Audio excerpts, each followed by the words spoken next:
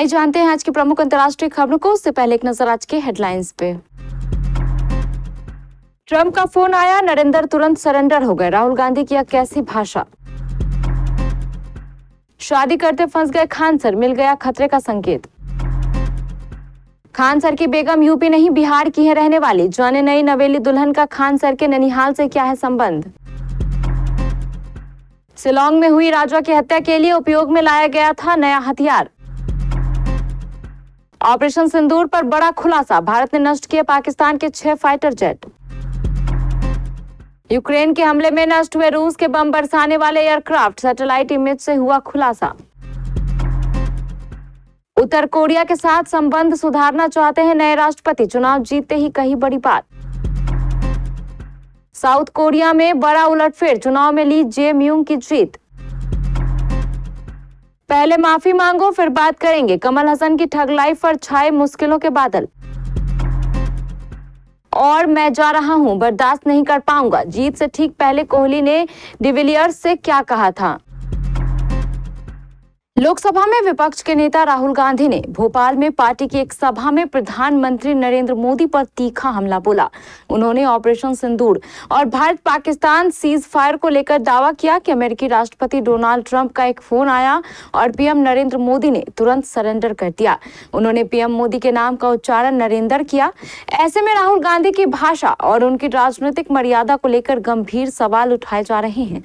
राहुल गांधी की इस टिप्पणी को बीजेपी ने असभ्य और पाकिस्तान समर्थक करार दिया है, जबकि कांग्रेस इसे अपनी वैचारिक लड़ाई का हिस्सा मान रही है। लेकिन सवाल यह है कि राहुल गांधी की ऐसी भाषा का मकसद क्या है और यह कितना उचित है।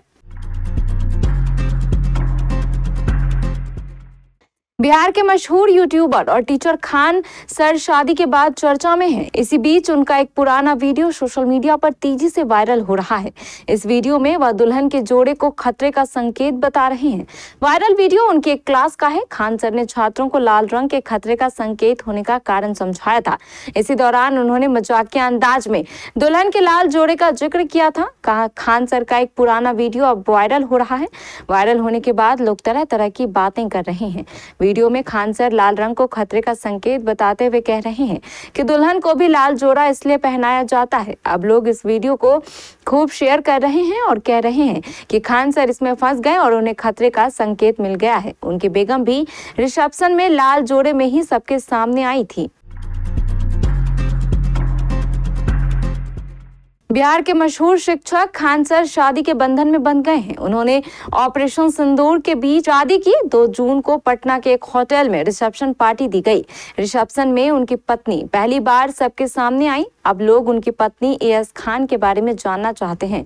वह कहाँ की रहने वाली हैं और क्या करती हैं, यह जानने के लिए लोग उत्सुक हैं। हम आपको बता दें कि खान सर उत्तर प्रदेश के देवरिया के रहने वाले हैं। उनका ननिहाल बिहार के सिवान में है। खबरों की माने तो खान सर की शादी बिहार के सिवान जिले में हुई है। उनका ससुराल सिवान के नगर थाना क्षेत्र के झगड़वाबर्ग इलाके में है। सूत्रों के माने तो खान सर की पत्नी एएस खान एक सरकारी अधिकारी है। हालांकि खान सर का ननिहाल भी सिवान में ही है। खान सर की मां को एएस खान बहुत पसंद है, इसलिए यह रिश्ता हुआ। राजा का शव 11 दिन बाद सोमवार को मिला था। मंगलवार को पोस्टमार्टम में हत्या की पुष्टि हुई। परिजन शव को लेकर इंदौर के लिए रवाना हो गए, लेकिन राजा की पत्नी सोनम का पता नहीं चला। बुधवार सुबह फिर उसकी तलाश शिलांग पुलिस ने शुरू कर दी। शिलांग के पर्यटन क्षेत्र में इंदौर के राजा रघुवंशी की हत्या की गुत्थी पुलिस शव मिलने के 2 दिन बाद भी नहीं सुलझा पाई है। हत्या में स्थानीय लोग हैं या बाहरी, इसका भी पता लगाया जा रहा है। अफसरों ने बताया कि राजा की हत्या में जिस धारदार हथियार नारियल काटने के उपयोग में आने वाला चाकू का उपयोग किया गया है वह नया है। इससे यह भी अनुमान लगाया जा रहा है कि हत्या सुनियोजित तरीके से की गई है और उसके लिए और हथियार खरीदा गया था। हत्या के बाद राजा का शव खाई में फेंका गया है। पुलिस ने शव मिलने वाले स्थान के आसपास खोजबीन की। वहां राजा का मोबाइल भी मिल गया, लेकिन 2 अन्य मोबाइल सोमन के पास थे, वह अब तक नहीं मिले हैं।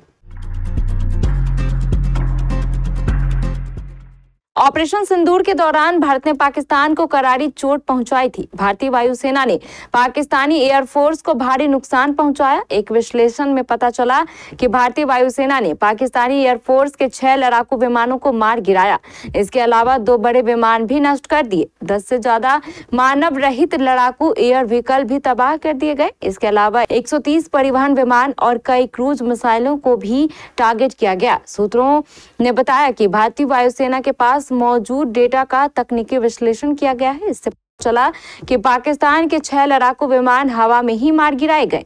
ये विमान भारत के खिलाफ कार्रवाई कर रहे थे। एक और बड़ा विमान भी नष्ट किया गया। यह विमान इलेक्ट्रॉनिक युद्ध में काम आ सकता था या फिर यह हवा में निगरानी रखने वाला विमान AEWC हो सकता था। इसे सुदर्शन नाम के हथियार से लगभग 300 किलोमीटर की दूरी पर मार गिराया गया। यूक्रेन ने टारगेट के करीब कंटेनरों से लॉन्च किए गए 117 मानव रहित एरियल व्हीकल का उपयोग करके रूस भर में करीब 4 एयरबेस को निशाना बनाया। राइटर्स द्वारा वेरीफाइड ऑपरेशन के ड्रोन फुटेज से पता चलता है कि करीब 2 जगहों पर कई एयरक्राफ्ट पर हमला किया गया। पिछले दिनों यूक्रेन ने ड्रोन के जरिए रूस पर ताबड़तोड़ हमला किया। राइटर्स ने 3 ओपन सोर्स विश्लेषकों के हवाले से बताया है कि रूस के अंदर यूक्रेन द्वारा ड्रोन हमला किए जाने के तुरंत बाद ली गई रूसी एयरबेस की सैटेलाइट इमेज से पता चलता है कि कई बम गिराने वाले विमान नष्ट हो गए और बुरी तरह क्षतिग्रस्त हो गए।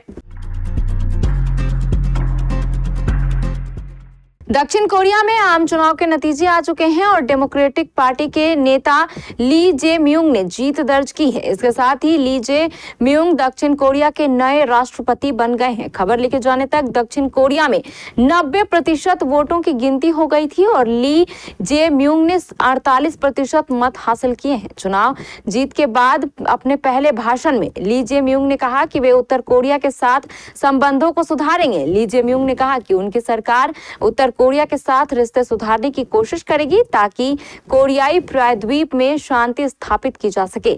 लेकिन उन्होंने यह भी कहा कि अगर उत्तर कोरिया की तरफ से उकसावे की कार्रवाई जारी रही तो उसके लिए वे अमेरिका के साथ मिलकर उत्तर कोरिया की आक्रामकता का मुंहतोड़ जवाब देंगे। साउथ कोरिया में 3 जून 2025 को हुए विशेष राष्ट्रपति चुनाव में लिबरल डेमोक्रेटिक पार्टी के उम्मीदवार ली जे म्यूंग ने कंजर्वेटिव प्रत्याशी किम मून सू को बड़े अंतर से हराकर जीत दर्ज की। अब तक 85% से अधिक मतगणना पूरी हो चुकी है और किम मून सू ने अपनी हार स्वीकार कर ली है।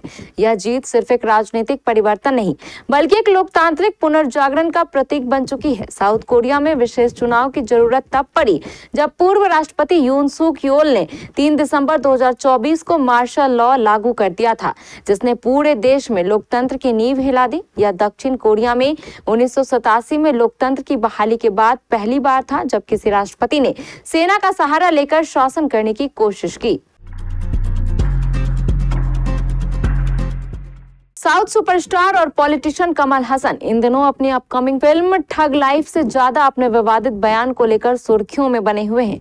उन्होंने सरेआम एक ऐसा बयान दे दिया जिसका सीधा असर उनकी नई फिल्म पर देखने को मिल रहा है, जिसके सिनेमा घरों में आने से पहले बैन की मांग उठ रही है। उन्होंने अपनी फिल्म के प्रमोशनल के दौरान कहा था कि कन्नड़ भाषा तमिल से निकली है, जो काफी लोग को पसंद नहीं आई। इस बयान के बाद कर्नाटक में भारी विरोध देखने को मिल रहा है। लोग इस फिल्म को बैन करने की मांग कर रहे हैं और सोशल मीडिया पर भी जमकर नाराजगी जताई जा रही है।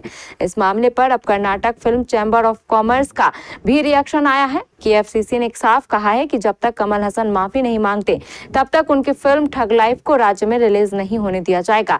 ये मामला काफी गर्माता जा रहा है, जो सुपरस्टार की चिंता बढ़ा रहा है। विराट कोहली ने इस बार जीत का जो अग्रेशन दिखाया उस पर उनकी भावनाएं हावी थी। आखिरी ओवर में वो अपने आंसू छिपाने की कोशिश में लगे रहे। कोहली ने RCB के पूर्व खिलाड़ी AB डे विलियर्स से कहा था कि वो ये सब बर्दाश्त नहीं कर पाएंगे। IPL 2025 का फाइनल मुकाबला अहमदाबाद के Narendra Modi stadium royal Challengers Bangalore के खिलाड़ी विराट कोहली बिल्कुल बाउंड्री लाइन के पास फील्डिंग कर रहे थे। आखिरी ओवर की दूसरी गेंद जोस हेजलवुड ने गेंद डाली और वैसे तो मुकाबला खत्म होने में 4 गेंद बाकी थे, लेकिन स्टेडियम का शोर बता रहा था कि RCB ट्रॉफी के बिल्कुल करीब है और कुछ ऐसा ही इमोशन था विराट कोहली का।